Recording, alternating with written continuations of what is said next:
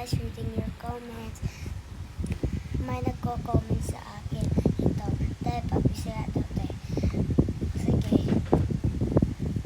Magbisaya ako, ako'y labot kung di mo kasabot sa bisaya. Comment lang dira kung basta bisaya. Kay guwapa.